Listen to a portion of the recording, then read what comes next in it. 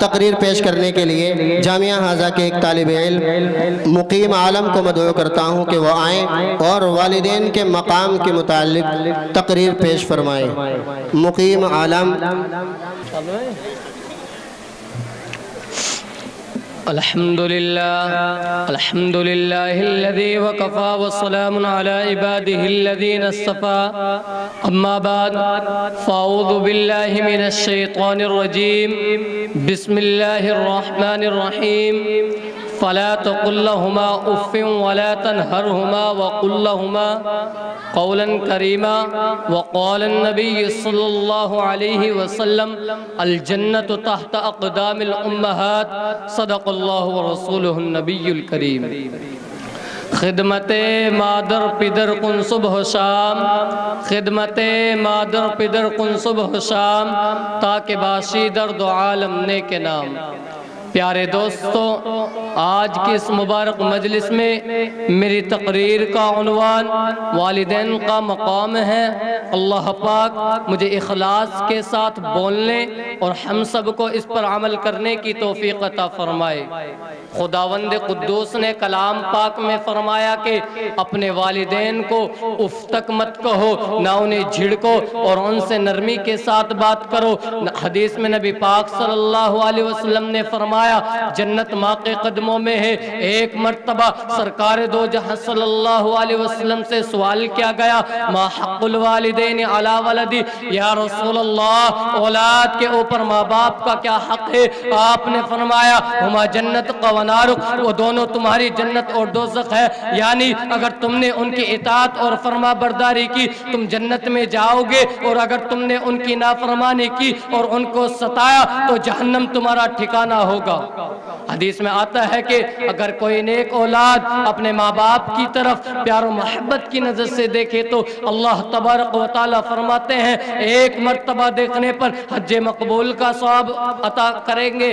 صحابہ نے عرض کیا یا رسول اللہ اگرچہ ایک دن میں 100 مرتبہ دیکھے؟ شہنشاہ دو جہاں صلی اللہ علیہ وسلم نے فرمایا جی ہاں، خوش نصیب ہیں وہ لوگ جن کے گھروں میں ان کے والدین زندہ ہیں اور ان کو پیار و محبت کی نظر سے دیکھتے ہیں اور حج مقبول کا ثواب کماتے ہیں۔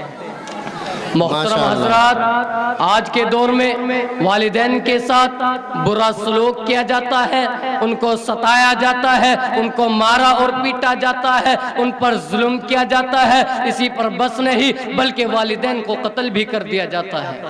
افسوس صد افسوس، والدین کے ساتھ ہمارا یہ معاملہ کتنا بھیانک اور بدترین جرم ہے۔ حدیث شریف میں آتا ہے کہ اللہ تبارک و تعالی فرماتے ہیں جس شخص سے اس کے والدین راضی ہو میں بھی اس سے راضی ہوں۔ حدیث میں آتا ہے کہ والدین کا نافرمان شب برات جیسی اہم رات میں بھی مغفرت اور رحمتوں سے محروم کر دیا جاتا ہے۔ حدیث میں آتا ہے کہ جو شخص رزق کی فراوانی اور لمبی عمر کی تمنا رکھتا ہے اسے چاہیے کہ اپنی والدین کے ساتھ اچھا سلوک کرے۔ حدیث میں آتا ہے کہ باپ جنت کے دروازوں میں سے ایک دروازہ ہے، اگر تم چاہو تو اس کی حفاظت کر لو اور اگر تم چاہو تو اس کو ضائع کر دو۔ حدیث میں آتا ہے کہ جس نے ہر جمعے کو اپنے والدین کی قبر کی زیارت کی تو اس کے گناہ معاف کر دیے جاتے ہیں۔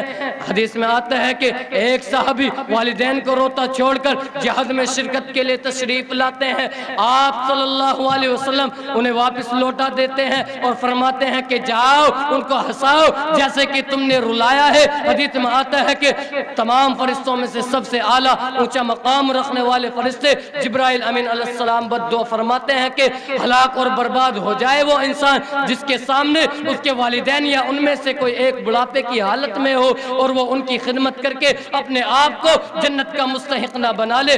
سید الانبیاء احمد مجتبی محمد مصطفیٰ صلی اللہ علیہ وسلم نے اس بد دعا پر آمین فرمایا۔ بزرگوں کا مقولہ ہے اگر علم چاہیے تو استادوں کی خدمت کرو اور اگر دولت چاہیے تو ماں باپ کی خدمت کرو۔ ماشاءاللہ، بہت میرے خوب۔ دوستوں، حضرت حلیمہ سعدیہ رضی اللہ تعالی عنہ تشریف لاتی ہیں۔ حضور پاک صلی اللہ علیہ وسلم انہیں دیکھ کر کھڑے ہو جاتے ہیں اور اپنی چادر مبارک اتار کر حضرت حلیمہ سعدیہ رضی اللہ تعالی عنہ کے قدموں میں بچھا دیتے ہیں۔ صحابہ اکرام حیران ہو جاتے ہیں کہ یہ کون خوش نصیب عورت ہے جس کے لیے ساری کائنات کے سردار احمد مجتبی محمد مصطفیٰ صلی اللہ علیہ وسلم نے اپنی چادر مبارک بچھائی ہے۔ پتہ چلتا ہے کہ یہ آپ کو دودھ پلانے والی ماں حضرت حلیمہ سعدیہ رضی اللہ تعالی عنہ ہیں۔ اندازہ لگائے شہنشاہ دو جہاں صلی اللہ علیہ وسلم نے کتنی عزت و آبرو سے ماں کو نوازا ہے۔ حضرت اویس کرنی دیکھیے کہ ماں کی بیماری اور خدمت کی وجہ سے پوری زندگی آپ صلی اللہ علیہ وسلم کی خدمت میں حاضر نہ ہو سکے۔ ہمارے نبی پاک صلی اللہ علیہ وسلم کو ان کی یہ عادت اور طریقہ اتنا پسند آتا کہ صحابہ اکرام کے سامنے ان کی تعریف فرماتے، نیز اپنے صحابہ سے فرماتے اگر تمہاری ان سے ملاقات ہو جائے تو استغفار کی دعا کرانا۔ میرے دوستوں، حضرت علقمہ رضی اللہ تعالی عنہ جلیل القدر ثابت تھے، مگر وہ اپنی بیوی کی باتوں میں آ جاتے تھے اور اپنی بیوی کو ماں پر ترجیح دیتے تھے۔ ان کے اس عمل سے والدہ ناراض تھی۔ جب حضرت علقمہ کی موت کا وقت آتا ہے، صحابہ اکرام کی کوششوں کے باوجود ان کی زبان پر کلمہ جاری نہیں ہوتا۔ آپ صلی اللہ علیہ وسلم کو اس کا علم ہو جاتا ہے۔ آپ صلی اللہ علیہ وسلم ان کی والدہ کو بلاتے ہیں اور دریافت کرتے ہیں کہ علقمہ آپ کی نظر میں کیسا ہے۔ فرماتی ہے علقمہ خوب نماز پڑھتا ہے، روزے بہت رکھتا ہے، صدقہ اور خیرات بہت زیادہ کرتا ہے۔ آپ صلی اللہ علیہ وسلم فرماتے ہیں میں یوں پوچھنا چاہتا ہوں کہ علقمہ اور تمہارے تعلقات کیسے ہیں؟ فرماتی ہے میں اس سے ناراض رہتی ہوں۔ وجہ معلوم کرنے پر بتاتی ہیں وہ میرے مقابلے میں اپنی بیوی کو ترجیح دیتا ہے، مجھ سے زیادہ اس کی بات مانتا اور سنتا ہے، مجھ سے زیادہ اس کی بات مانتا اور سنتا ہے، مجھ سے زیادہ اس کی بات مانتا اور سنتا ہے۔ حضرت علقمہ رضی اللہ تعالی عنہ کی جب موت کا وقت آتا ہے، صحابہ اکرام کی کوششوں کے باوجود ان کی زبان پر کلمہ جاری نہیں ہوتا۔ آپ صلی اللہ علیہ وسلم کو اس کا علم ہو جاتا ہے۔ آپ صلی اللہ علیہ وسلم ان کی والدہ کو بلاتے ہیں اور دریافت کرتے ہیں کہ علقمہ آپ کی نظر میں کیسا ہے؟ فرماتی ہے علقمہ خوب نماز پڑھتا ہے، روزے بہت رکھتا ہے، صدقہ اور خیرات بہت زیادہ کرتا ہے۔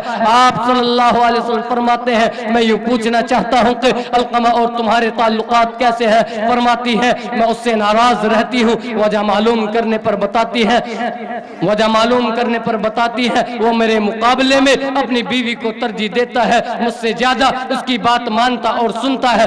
آپ صلی اللہ علیہ وسلم فرماتے ہیں علقمہ پریشانی کے عالم میں ہے، تم اسے معاف کر دو۔ بوڑھی ماں کہتی ہے میں اسے ہرگز معاف نہ کروں گی کیونکہ اس نے میرا بڑا جی دکھایا ہے۔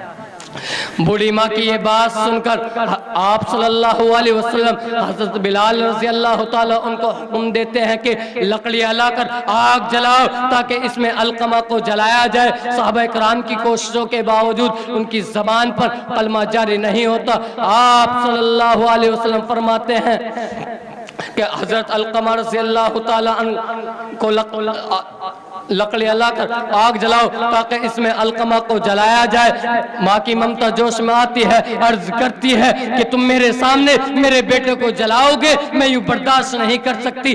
آپ صلی اللہ علیہ وسلم فرماتے ہیں خدا کا عذاب تو اس سے بھی زیادہ سخت ہے۔ اگر تم چاہتی ہو کہ اللہ تبارک و تعالیٰ تمہارے بیٹے کو معاف کر دے اور اس سے راضی ہو جائے تو پہلے تم اس کو معاف کر دو۔ حضرت علقمہ رضی اللہ تعالیٰ عنہ کو ماں نے معاف کیا، ان کی زبان پر کلمہ جاری ہو گیا۔ آپ صلی اللہ علیہ وسلم نے حضرت علقمہ رضی اللہ تعالیٰ عنہ کو دفن کرنے کے بعد فرمایا اے انصار و مہاجر تم میں جو شخص اپنی بیوی کو ماں پر ترجیح دے گا اس پر خدا کی لعنت ہے، نہ اس کے فرائض قبول ہے نہ نوافل قبول۔ ماشاءاللہ، بہت میرے دوستو، اللہ تبارک و تعالیٰ مجھے اور آپ کو اپنے والدین کی خدمت کرنے کی توفیق عطا فرمائے۔ واخر دعوانا ماشاءاللہ، بہت